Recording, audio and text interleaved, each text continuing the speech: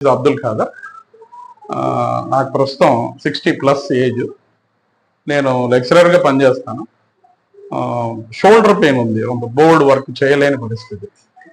Last 2 years నుంచి tablets వాడుతున్నాను. Tablets వాడి వాడి విసిగొచ్చింది, ఇక లేకపోతే జీవితమే లేదా అని.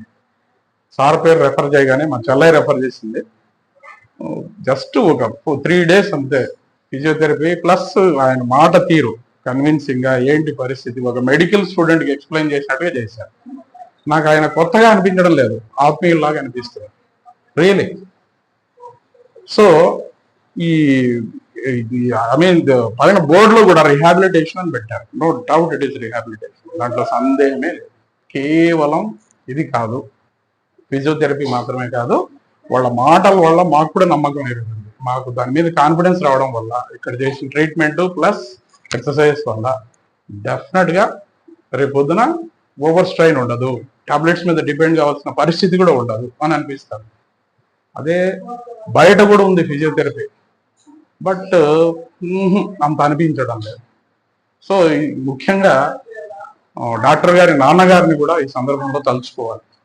ఆయన ఎక్కడో ఇండోనేషియాలో చేసి ఆయన లక్షల సంపాదన వదిలేసి ఇక్కడ రావడం, ఇంత తక్కువ ఫీజెస్కి ఆయన ఇక్కడ వర్క్ చేయడం అసలు మాటల్లో చెప్పలేంది. మానవత్వం అనేది లేదు బయట, అక్కడ మంచితనం అసలు మనం ఎక్కడ చూసినా కనపడడం లేదు. బట్ ఉంది అంటే నమ్మడానికి ఇబ్బంది అవుతుంది.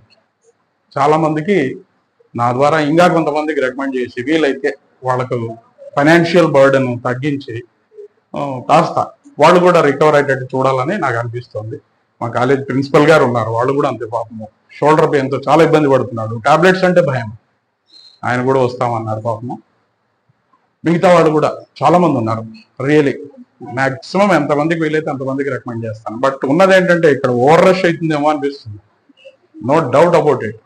ఇప్పుడు మార్నింగ్ 9 to 2 పెట్టారు, మళ్ళీ ఈవినింగ్ సెషన్ కూడా పెట్టాల్సి వస్తుంది, దాంట్లో సందేహమే లేదు. Thank you madam. White ration card ఉన్న వాళ్ళకి జస్ట్ టోకెన్ 10 rupees తీసుకుంటున్నారు. నెక్స్ట్ ఈ ఫిజియోథెరపీకి కూడా వైట్ రేషన్ కార్డు ఉన్న వాళ్ళకి 15 తీసుకుంటున్నారు. వైట్ రేషన్ కార్డు ఎవరికైనా లేదు అనుకోండి, వాళ్ళకి 100 తీసుకుంటున్నారు. టోకెన్ కూడా 50 rupees ఏమి తీసుకుంటున్నారు. అసలు ఇది నమ్మరు బయట ఎవరికైనా చెప్తే, పిలుచుకొచ్చి చూపిస్తే తప్ప. ఎందుకంటే ఒక ఆర్ఎంపీ డాక్టర్ కూడా 100 రూపాయలు లాగేస్తున్నారు బయట. సో వేరే వాళ్ళు కూడా అంతే పాపం 350, 250 ఫిజియోథెరపీకి బయట ఖర్చు పెడుతున్నారు. ఇప్పుడున్న పరిస్థితుల్లో, ఈ పెరిగిన ధరల పరిస్థితుల్లో ఇది ఆచరించడం, అది కూడా వాళ్ళ నాన్న మీద గౌరవభావంతో వాళ్ళు చేయడం అనేది మాటల్లో చెప్పలేనంత ఆనందాన్ని ఇస్తుంది, సంతృప్తిని కూడా ఇస్తుంది. సో దీనికి ఖచ్చితంగా ఒక గుడ్ రికగ్నిషన్ ఉంటుంది, అనుమానమే లేదు. ఈ సర్వీసు మ్యాక్సిమం కొనసాగాలని కోరుకుంటున్నాను. Thank you very much to the entire staff members of this clinic.